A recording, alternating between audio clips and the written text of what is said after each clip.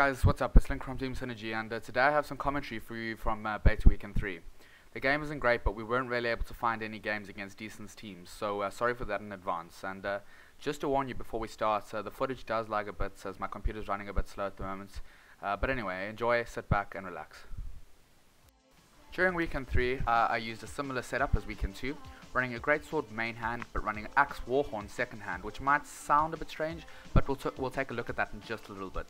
But here are my traits. I'm running 20-30-20, which is similar to the Team Paradigm setup, and in before people say I've copied or stolen it, it is pretty much the best trait setup possible as a great sword warrior, and in the details below I'll link you to that video.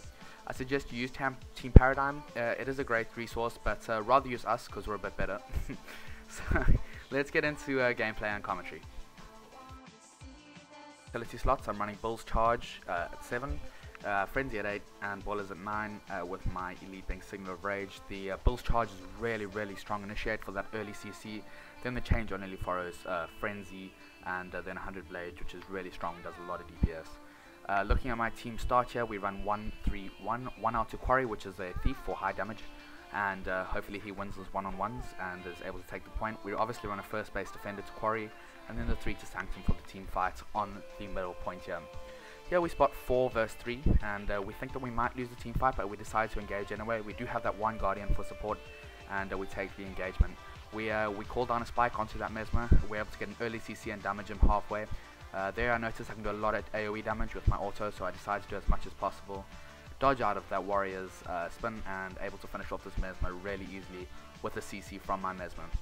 We do finish off that Mesmer, take the player kill. He was on the point, so we decided to take him out of downstate. Switch onto the other Mesmer here, which is the soft target, and decide to finish him off. We do not prioritize our Ranger, as he's very bad and does absolutely 0 damage during this entire team fight. So at the moment he's not a big problem. I'm desperately shouting for a CC onto that Mesmer there, but it's taken forever. Eventually, I think we eventually finish him. Yeah, look how much health he's on, and that warrior just keeps CCing me out of game. But eventually, I come up with a way to kill him, and I'm able to jump onto him and finish him really quickly. Same time, my Guardian finishes off their warrior, and it seems that we've won a 3-on-4 here, which is great. We're going to be able to cap all 3 points. Our Mesmer notices that this thief rather is on low health and manages to off the point, and eventually we force them all off of the point and take it. So at the moment we've got all 3 points. They've had absolutely 0 points all game, and we take an early 80-0 lead, which is pretty much the best start possible. I must warn you that this game is not very close. We really struggle to find close games during this beta playing on the Euro servers. It wasn't great for us. We're hoping that there's a bit more competition during release, which I'm actually 100% certain there will be, with a glory ranking system like they've suggested, or Lattice, or MMR, whatever they decide to go with. Here what I'm doing here is waiting halfway between Waterfall and Sanctum to adapt onto what they do. I was expecting them to push Sanctum because it is their first base, and for some reason we have a Thief. Well, not for some reason, we have a Thief sitting on it, and for some reason they decide not to just push the Thief and take the point, which is a bit retarded. So we're able to hold it. We've got 2 sitting at Quarry, 2 at Sanctum, each ready for an early adaptation. The call is that they're pushing Quarry. Here you might notice that I'm making a huge mistake not pushing the direct route through to Quarry. I decided to do this. In my head I'm doing this because I don't want them to notice that I'm coming across, so we can turn the fight into our favor when I get there. But my team's already died, and that's mainly because of my mistake not taking the direct route there. I rush. I know I'm dead here by showing myself, so I rush directly to the point and try and hold for as long as possible here. I don't do too well. I'm playing very badly in this game. I'm really sorry for no commentary on this.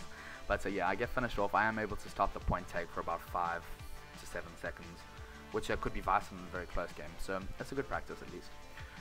Here I'm returning as fast as possible.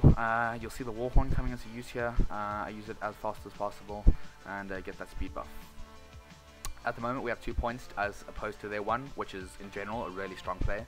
Our play style is to give them 2 while keeping 1. We don't really like to push too hard for a 3rd. Cam's been able to perma-cap Waterfall. He's played great this game. He's been able to perma-cap Waterfall every single time, and thus he's already pushed into their base and started working on their Lord.